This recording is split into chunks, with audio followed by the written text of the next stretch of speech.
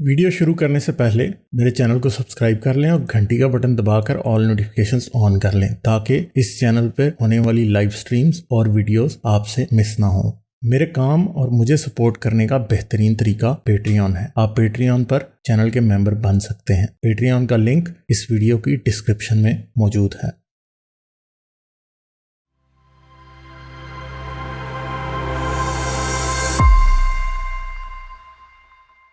हारून अहमद कोई आए। Hello hello, अस्सलाम वालेकुम। आवाज आ रही? आ रही है जी, आ रही है। क्या हाल है जी, कैसे हैं आप? कैसे हैं सर? बड़े दिनों ठीक बाद ठाक। आए हैं आप। मैं आपकी वीडियो सर पिछले 5-6 महीने से देख रहा हूँ और अब तो वो रिलीजियस वाला भूत तो उतर गया। खैर, अच्छा, कुफर के फतवे भी लगे हैं क्लास में। खैर, अरे यार लोगों से मेरे बहस ना करें मेरे भाई, बहस नहीं करनी प्लीज।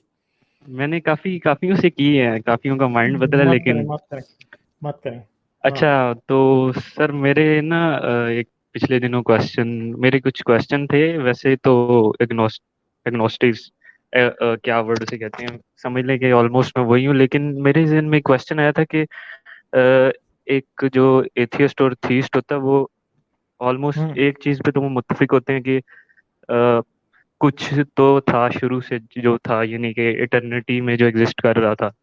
अब जो थीस्ट होता है वो कहता है कि वो कोई इंटेलिजेंस थी, लेकिन जो एथियस्ट होता है वो कहता है कि लाइक इंटेलिजेंस जैसी चीज एग्जिस्ट नहीं की। लेकिन डीएनए और एटम वगैरह अगर हम ऐसी चीजों को अगर देखें तो फिर क्वेश्चन आता है माइंड में कि शायद कोई इंटेलिजेंस यूज हुई हो। तो इस चीज में मैं कभी कभी कंफ्यूज हो जाता हूँ। तो मैंने सोचा कि गालिब साहब से सर से इस चीज के बारे में उनका ओपिनियन ले लूं। अच्छा, डीएनए वैसे है क्या? डीएनए क्या है? सर डीएनए, सर आपको आवाज आ डीएनए रही है मेरी? बेसिकली, हाँ डीएनए बेसिकली जिंदगी का कोड है। सर सर सर मेरा क्वेश्चन दोबारा सुन ले पहले, जरा नेट प्रॉब्लम हो रहा था। अब मैं जरा दोबारा कर देता हूँ। हाँ हाँ तो मैंने सर, मुझे मेरा वैसे मेरा आपकी बात समझ आ गई है। मैं बता रहा हूँ आपको, मेरी आवाज आपको आ रही है अब? ठीक है। जी जी, अच्छा, अब आ रही है। डीएनए क्या है? इंसान का जेनेटिक कोड है, ठीक है। जी जी इंसान का जेनेटिक कोड है। इंसान का किसी भी जानदार की बनने की रेसिपी किसके अंदर लिखी है? डीएनए के अंदर। डीएनए किधर डीएनए में। होता है? यस। हमारे सेल्स का जो सेल में। न्यूक्लियस होता है उसके अंदर सारे क्रोमोसोम्स होते हैं। इंसान के कितने क्रोमोसोम्स यस हैं? 23 क्रोमोसोम्स। यस। इंसान का जो डीएनए है वो कितना लंबा है? तकरीबन तकरीबन कितने बिलियन, एक second, human genome, total genes, total length कर लेते हैं कितनी है इसकी। ठीक है, जी 6.4 बिलियन लेटर्स।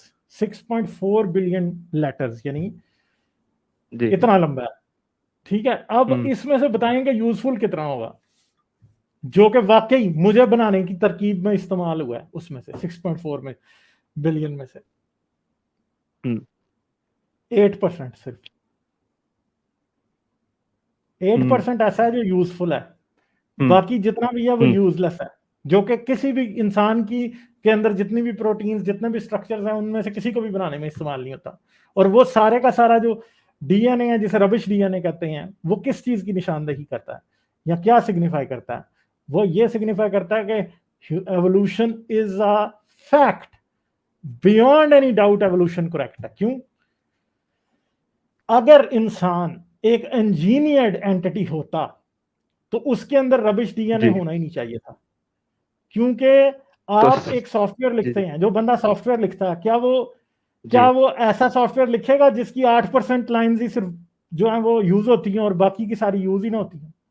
वो लिखेगा ऐसा मैं कभी? समझ गया हूँ कि बाकी बाकी पार्ट उसका यूजलेस है, लेकिन सर अगर मगर नहीं, देखें मगर वो यूजलेस का फायदा है ना, उस यूजलेस का फायदा है। वो यूजलेस इसलिए यूजलेस है कि वो, अब होता क्या है, हमारे पास रबिश डीएनए होता है, उसकी बड़ी सारी कॉपीज पड़ी होती हैं। एक ही हम्म। जीन, हमारे पास कई ऐसे जीन्स हैं जो कि हमारे पास एक से ज्यादा कॉपीज हैं। हम्म। यानी जो हमारे अंदर एक जीन है, जी उसका क्या नाम है, विटामिन डी की सिंथेसिस का जो जीन है, और नहीं बल्कि हाँ, जो कि हमारे पास कैल्शियम की सिंथेसिस का एक जीन है। ठीक है, उसकी हमारे जी। पास 5 कॉपी हैं और 5 की 5 हम्म। यूजलेस है। ठीक है। हम्म। तो सर ये अब मगर डीएनए का वही जीन जो है जी जी वो चीतों और शेरों में भी पाया जाता है, जी। उसमें सारी कॉपीज एक्टिव है, उनमें तो कॉपी सर एक्टिव है। अगर तो सर ये इनके इनकी फॉर्मेशन खुद ही हुई हो ये मतलब कि लाइक इसके लिए भी अब बिग बैंग से तो चले यूनिवर्स आ गई, लेकिन डीएनए फॉर्मेशन उसके अंदर आरएनए का स्ट्रक्चर लाइक हाँ, अगर मगर इन हम चीजों एक को बात देखें तो करते हैं ना, फिर मेरी बात अभी कंप्लीट नहीं ना हुई। जी बात ये है कि डीएनए, ये बात बाद में करते हैं कि डीएनए खुद बना हो सकता है या नहीं बना हो सकता। और जी अगर खुद बना है तो मैंने आपसे यही अभी पूछा है कि कोई प्रोग्रामर ऐसा हम्म, सॉफ्टवेयर लिखेगा जिसमें सिर्फ 8% लाइंस जो है वो काम करती हैं, बाकी सारी यूजलेस हैं, कोई काम नहीं है उनका, वो सिर्फ और सिर्फ मेमोरी में एक स्पेस लेके बैठी हुई। क्या बनाएंगे आप ऐसा सॉफ्टवेयर बनाएंगे? ठीक ठीक। नहीं क्या आप सर, ऐसा सॉफ्टवेयर बनाएंगे? नहीं बनाएंगे ना। क्यों नहीं बनाएंगे? नहीं मगर बनाएंगे। ये जो रबिश डीएनए है ये एवोल्यूशन के लिए बहुत जरूरी है। क्यों? आपके पास ऐसे हम्म, जीन्स होते हैं जिनकी गलत कॉपीज आपके पास पड़ी होती हैं, और जेनेटिक म्यूटेशन की जी वजह से कई बार वही डोरमेंट कॉपीज जो कि एक ऑर्गेनिज्म के अंदर कोई काम नहीं कर रही, जी एक वक्त ऐसा आता है कि उनमें एक म्यूटेशन होती है और वो काम करने लग जाती है। हम्म। ठीक है। सही सही। और वो म्यूटेशन जो है वो क्या करती है, वो उस लिविंग ऑर्गेनिज्म के लिए फायदे की होती है, that is basically useful for that सही लिविंग सही ऑर्गेनिज्म। तो क्या होता है, क्या सही होता है कि वो सही। कॉपी जो कि पहले रबिश, अब इस 92% रबिश डीएनए होने का एक फायदा है ना, उसका फायदा ये है कि हम्म। हमें हमें ये basically opportunities for mutation provide करता है। यानी फर्ज करें कि जी सर, मैं आपकी हमारे बात पास, मैं आप सर हाँ मेरी बात हाँ हाँ, सुन लेना यार, सिर्फ मैं आपके आपकी बताने के लिए बात, ठीक ठीक यार ठीक ठहरे तो सही ना आप, मैं सिर्फ आपको थोड़ी ठीक बता ठीक। रहा हूँ, अभी तो सुने, लोग भी तो मैं सुन सुन रहे रहा हैं हूँ ना। सुन रहा हूँ।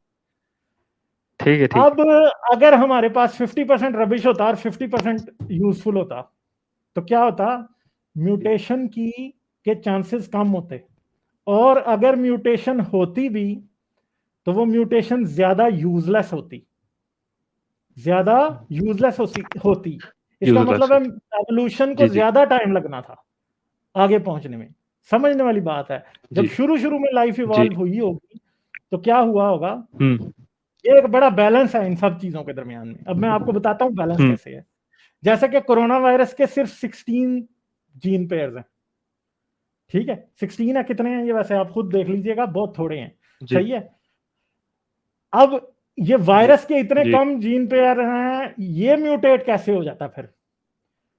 क्यों वो इसलिए म्यूटेट होता हम्म है कि वायरस तो सेकंड्स के अंदर, मिनट्स के अंदर अपनी कॉपीज बना लेता है, डबल हो जाता है। ठीक है, with yes in 24 hours virus जो है वो 1 से 1 बिलियन पे पहुंच गया होगा, 1 से 10 बिलियन पे पहुंच गया होगा। तो जो जानदार जल्दी म्यूटेट करते हैं, जो जिनकी ज्यादा ऑफस्प्रिंग होते हैं, उनको म्यूटेशन के लिए इतने लंबे जीनोम की जरूरत नहीं होती। मगर इंसान जैसे, हाथी जैसे, वेल जैसे मैमल जानदार जो हैं, उनका डीएनए सीक्वेंस लंबा होगा और रबिश सीक्वेंस ज्यादा होगा, जी जी तो वो ज्यादा सक्सेसफुल म्यूटेशंस कर सकेंगे, वरना वो कर ही नहीं सकते। यही एक, और ये इस बात का भी एविडेंस है कि शुरू में लाइफ को इवॉल्व होने में बहुत टाइम लगा। यानी लाइफ तकरीबन 2 बिलियन ईयर्स पहले माइक्रो ऑर्गेनिजम्स की लाइफ जमीन पे शुरू हो चुकी थी। मगर फिर क्या हुआ आहिस्ता आहिस्ता, फिर ये हुआ कि वक्त लगता गया, और क्योंकि एक जानदार के पास डीएनए के पेयर भी बहुत कम होते थे, तो क्या होता था, उसे लंबा अरसा दरकार था एवॉल्व होने के लिए। मगर आज के दौर में जब हमारे पास 92% रबिश है, 8% यूजफुल है, इस 92% में से कोई उठ के ऐसी म्यूटेशन हो जाती है जो यूजफुल वाली कैटेगरी में जा गिर जाता है, और 8% में से कोई ऐसी म्यूटेशन होती है जो कि यूजलेस में चला जाता है। इस तरह आपस में एक्सचेंज होता रहता है और म्यूटेशन के लिए आगे काम चलता रहता है। तो एक लिहाज से ये पूरा, ये एवोल्यूशन का एक ऐसा इंजन है कि डीएनए से भी आप इसे साबित कर सकते हैं, फॉसिल से कर सकते हैं, प्लेट टेक्टोनिक्स से कर सकते हैं। आप कोई दुनिया की, आपको पता है कि दुनिया में जो वायरसेस और बैक्टीरियाज हैं, बैक्टीरियाज और वायरसेस के अंदर से भी आपको ये पता लग जाता है कि ये इंसान की एवोल्यूशन के निशान मिल जाते हैं, क्योंकि बैक्टीरियाज भी कई ऐसे हैं जिनके पास ह्यूमन जीनोम सीक्वेंस का कोई ना कोई छोटा मोटा पोर्शन पड़ा हुआ है। और इंसान ऐसा है कि इंसान के पास पुराने फ्लू वायरसेस की कॉपियां हमारे सबके डीएनए में पड़ी हुई हैं। ठीक है, तो एवोल्यूशन की बिल्कुल कितनी सर। बड़ी एग्जांपल है कि जब आपने ऑस्ट्रेलिया में गए, आप ऑस्ट्रेलिया पहुंचे और आप साथ अपना फ्लू ले गए, तो इतने बंदे आज दुनिया में इसको कोरोना वायरस ने नहीं मारे जितने नॉर्मल कोल्ड, कॉमन कोल्ड ने जो है ना वो अमेरिकन मार दिए, रेड इंडियंस, और जितने ऑस्ट्रेलियन एबोरिजिनल्स मार दिए। क्यों? क्योंकि स्पेनिश वो फ्लू भी, स्पेनिश फ्लू भी था एक। हजारों सालों से वो विदाउट द कॉमन कोल्ड रह रहे थे अपने कॉन्टिनेंट में। कॉमन कोल्ड जब वो कहीं पहुंचे हैं अपने कॉन्टिनेंट में, उससे कहीं बाद में इवॉल्व हुई है, तकरीबन को पिछले 35,000 साल के दौरान इवॉल्व हुई है। तो वो कॉमन कोल्ड से कोविड से ज्यादा स्पेनिश फ्लू ने बंदे मारे। नहीं, स्पेनिश फ्लू तो बेसिकली सार्स वन ही था ना। सॉरी, पता नहीं सार्स वन था कि मर्स था, मुझे सही याद नहीं है। मगर एवोल्यूशन की ये सारी बातें एवोल्यूशन सॉरी साबित कर देती है, डीएनए भी साबित करता है एवोल्यूशन। और अगर हम ये कहें कि क्या डीएनए या आरएनए खुद इवॉल्व हो सकता है, 100% हो सकता है, क्यों नहीं हो सकता? अगर आपके पास बिलियंस ऑफ ईयर्स आप दे दें किसी कॉकटेल को, किसी मिनरल्स के कॉकटेल को जिसके अंदर कार्बन है, जिसके अंदर अमाइनो एसिड्स हैं, डेफिनेटली डीएनए इवॉल्व हो सकता है, हो सकता है। और इवन के साइंटिस्ट ये सजेस्ट करते हैं कि डीएनए और आरएनए 4 से 5 दफा इंडिपेंडेंटली डेवलप हो चुके हैं। 4 से 5 दफा, 4 से 5 दफा इंडिपेंडेंटली। हाँ, और वायरस भी इवन के 1 से ज्यादा दफा जो है ना वो इवॉल्व हो चुके हैं, वायरसेस खुद। तो आप फिर ये मतलब हम कैसे कह सकते हैं कि नहीं हो सकता? उनके पास साइंस है इस बात के कि वाकई हो सकते हैं 1 से ज्यादा दफा। तो यही बातें हैं मैं वैसे बात आपकी समझ गया हूँ कि अगर कोई क्रिएटर होता भी जिसने मतलब डीएनए बनाया होता, तो वो उसको इतना ऐसा ना बनाता कि उसका आधा पार्ट उसका यूजलेस होता। वो तो सर मैं आपकी बात समझ गया हूँ। वैसे ही मैंने बस मेन यही चीज पूछनी थी कि लाइक इनमें इंटेलिजेंस यूज हुई होगी या नहीं, लाइक इनका अगर स्ट्रक्चर देखा जाए अंदर काफी आरएनए वगैरह, उसके बाद प्रोटीन्स, एंड देन सेल के अंदर और भी बहुत चीजें थी। और इसके अलावा भी एटम का भी स्ट्रक्चर अगर देखा जाए तो सर उसमें भी हमें बहुत चीजें मिलती हैं, पता चलता है कि एटम के अंदर भी अपनी नई दुनिया है। तो अब ये मगर बात नथिंगनेस ये से है तो कि फिर समथिंग नहीं आ सकती। तो खुदा मैं एटम के बारे में बताना क्यों भूल गया था? बता देता, हमें शक ही ना होता कोई।